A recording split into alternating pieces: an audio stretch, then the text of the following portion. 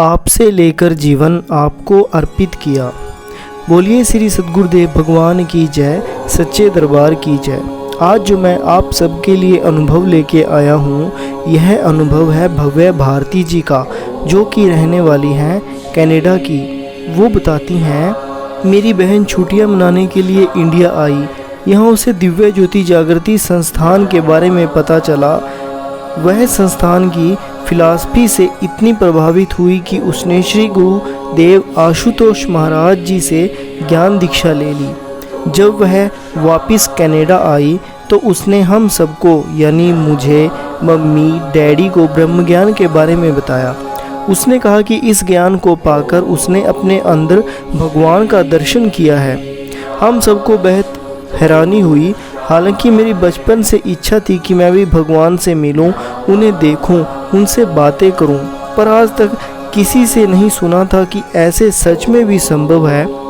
अब मुझे दुख हुआ कि काश मैं भी इंडिया गई होती और यह ब्रह्म ज्ञान ले पाती। पर तभी बहन ने बताया कि कनाडा में भी संस्था की एक शाखा है। बस अब क्या था, हम सब छुट्टी के दिन यानी रविवार को आश्रम पहुंच गए। उस समय वहां सत्संग कार्यक्रम चल रहा था। सत्संग में अनेक शास्त्र ग्रंथों की कहानियां और श्लोक सुनाए जा रहे थे। वे बता रहे थे कि सभी शास्त्रों का एक ही सार है, भगवान को जानो। सत्संग सुनकर तो मेरी संस्था में दिलचस्पी और बढ़ गई। मुझे बहुत अच्छा लगा कि ये किसी एक मत या संप्रदाय को आगे नहीं बढ़ा रहे हैं, बल्कि यूनिवर्सल सत्य का प्रचार कर रहे हैं। अब तो हम हर रविवार को सत्संग सुनने आश्रम जाने लगे और एक दिन स्वामी जी ने डैडी को कहा कि क्या आप ब्रह्म ज्ञान लेना चाहते हैं? यदि हाँ तो अगले रविवार को नाम लिखवा दीजिएगा। कुछ ही दिनों के बाद बोस्टन की शाखा में ज्ञान दीक्षा दी जाएगी। घर लौटने पर मम्मी डैडी ने आपस में बातचीत की।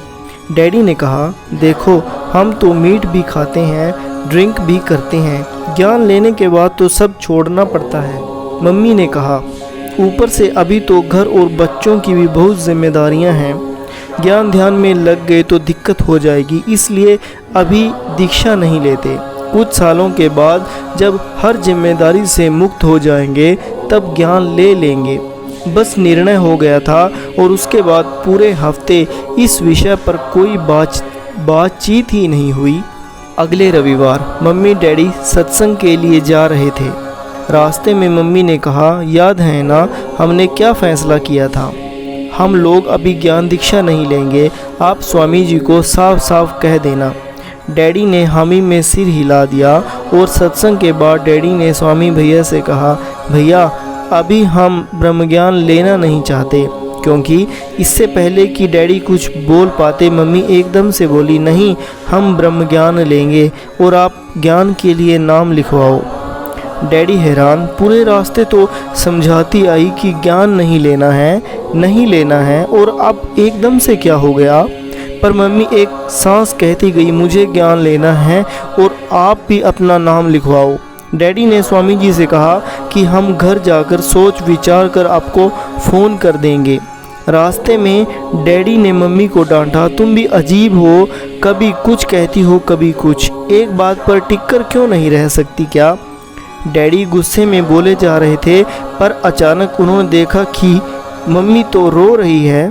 मम्मी बोली, मुझे तो ब्रह्म ज्ञान लेना है और यदि आप नहीं लेना चाहते तो मत लो। जब मैं सत्संग सुन रही थी तो मैंने खुली आंखों से देखा कि गुरु महाराज जी के स्वरूप से बहुत सारे महापुरुष, पीर, संत निकले और फिर वापस उसी में समा गए। मैं जान गई हूँ कि गुरु महाराज जी ही पूर्ण गुरु हैं, सच्चे महापुरुष हैं। मैं मूर्ख थी जो ज्ञान रूपी अमूल्य दौलत को ठुकरा रही थी। डैडी ने घर वापस पहुँचते ही स्वामी जी को फ़ोन किया और मम्मी व अपना नाम ब्रह्म ज्ञान के लिए लिखवा दिया। जिस दिन वे ज्ञान दीक्षा के लिए जा रहे थे तब मुझे इन सारी बातों का पता चला। अब मैंने भी जिद पकड़ ली कि मुझे भी ज्ञान दीक्षा लेनी है। स्वामी जी ने आज्ञा दे दी और हम 8 घंटे की ड्राइविंग करके बोस्टन पहुँचे। वहाँ ज्ञान दीक्षा ली। गुरु महाराज जी की कृपा से सबको दिव्य अनुभव हुए। फिर उसी 8 घंटे की ड्राइविंग करके हम घर वापस लौटे। यकीन मानिए घर लौटने पर भी थकावट का कोई नामो निशान ही नहीं था। शायद इसका कारण यह था कि हमारी आत्मा बहुत प्रसन्न थी, इतना ही इसलिए कि हमारे शरीर को भी फ्रेश लग रहा था। दीक्षा लेने के बाद गुरु घर व गुरु भाई बहनों से एक अटूट सा रिश्ता जुड़ गया था। अब सब इकट्ठे होकर सेवा करते, सत्संग कार्यक्रम आयोजित करते। मुझे अच्छी तरह याद है कि उस साल गुरु पूजा बोस्टन व न्यूयॉर्क की शाखा में ना मनाकर कनाडा के आश्रम में मनाई गई थी, इसलिए सारी संगत कनाडा पहुंची थी और हमने घर में संगत के लिए लंगर बनाया था। लंगर करने के बाद डैडी सारी संगत को निग्रा फॉल्स दिखाने ले गए थे। घर पर केवल मैं रुक गई थी और मैंने अकेले सारे बर्तन मांजने शुरू कर दिए। बड़े बड़े पतीले, कढ़ाइयाँ, कुकर सब मांजे। मैं भजन गाती जा रही थी, बर्तन धोती जा रही थी। कई घंटों तक मैं यह सेवा करती रही। मुझे पता ही नहीं चला कि कब सारे बर्तन मंज गए। मुझे यह सेवा करके इतनी खुशी मिली कि मैं बता भी नहीं सकती। ऐसा लग रहा था कि जैसे मैंने यूनिवर्सिटी में टॉप कर लिया हो। सेवा का सिलसिला यूं ही चलता रहा, पर साधना के लिए लगन कुछ सालों बाद आई। अचानक साधना की ओर मेरा रुझान बढ़ा। कहाँ तो पहले मैं सिर्फ आधा एक घंटा साधना किया करती थी, पर अब कई घंटे लगातार साधना में बैठी रहती। तकरीबन पूरी रात ही। रात को 8 या 9 बजे मैं बैठ जाती और सुबह 4 बजे तक बैठी ही रहती। एक बार बैठने के बाद पता ही नहीं चलता था कि मैं कहाँ हूँ। इतना आनंद और इतनी शांति मिलती थी, साफ पता लगता था कि गुरु महाराज जी की कृपा ही है जो मुझे साधना करवा रहे हैं। हालांकि इन दिनों मैं 2 घंटे ही सोती थी, पर फिर भी मुझे पूरा दिन बिल्कुल फ्रेश महसूस होता था। ना कोई थकावट, ना कोई नींद। ऑफिस में भी मेरा काम जल्दी से हो जाता था। फिर सारा दिन मैं कंप्यूटर पर धार्मिक विचार, संतों के विचार, प्लेटो आदि की जीवनियाँ पढ़ती। ऑफिस के सिक रूम, बीमारों का कमरा में जाकर साधना करती। छुट्टियों का दिन भी आश्रम में ही बीतता और साधना किया करते। एक दिन प्रचारक दीदी ने मुझसे कहा कि इस रविवार तुम्हें सत्संग करना है। यह सुनकर मैं तो सुन सी रह गई। थोड़ी देर के बाद जब होश आया तो दिल में ऐसा दर्द महसूस हुआ कि जैसे परीक्षा से पहले होता है। मैंने दीदी से कहा, दीदी प्लीज़, मैं यह सेवा नहीं कर सकती। मुझे आश्रम में झाड़ू पोछा, बर्तन मांजना, लंगर बनाना, जो भी और सेवा हो वह मैं कर लूँगी, पर मुझसे सत्संग नहीं हो पाएगा। मुझे नहीं आता। पर दीदी को पता नहीं क्या हो गया था। उसने मेरी किसी अपील पर कोई ध्यान नहीं दिया और बोली कि सत्संग तो तुम्हें करना ही है, चाहे 5 मिनट का करो। अब पूरा हफ्ता मैंने खूब चिंतन किया, गुरुदेव से सद्विचारों की प्रेरणा मांगी और शनिवार की शाम को एक हॉल में सत्संग कार्यक्रम था। मैं भी वहाँ सेवा करने पहुँची और जैसे ही दीदी ने मुझे इशारा करके पास बुलाया और बोली, आओ स्टेज पर बैठ जाओ, तुम्हें अभी सत्संग करना है। मैं झट से बोली, पर दीदी मेरी सत्संग करने की सेवा तो कल है, आज नहीं। इससे पहले कि मैं कुछ और कहती, दीदी आंखें बंद करके साधना में बैठ गई। अब मैं चुपचाप स्टेज पर चढ़ गई। हफ्ते भर जो पढ़ा था उसे याद करने की कोशिश की, पर मैं बिल्कुल ब्लैंक हो चुकी थी। एक शब्द तक याद नहीं आ रहा था।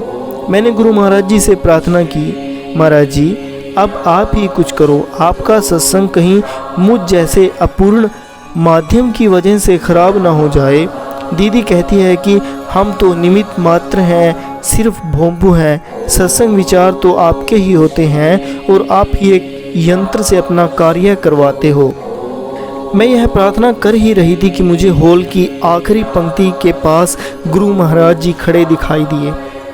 महाराज जी मुस्कुराते हुए धीरे धीरे आगे की ओर आ रहे थे और मैं फटी आँखों से एकदम गुरु महाराज जी की ओर देख रही थी। कुछ ही क्षणों में महाराज जी मेरे बिल्कुल करीब आ गए थे।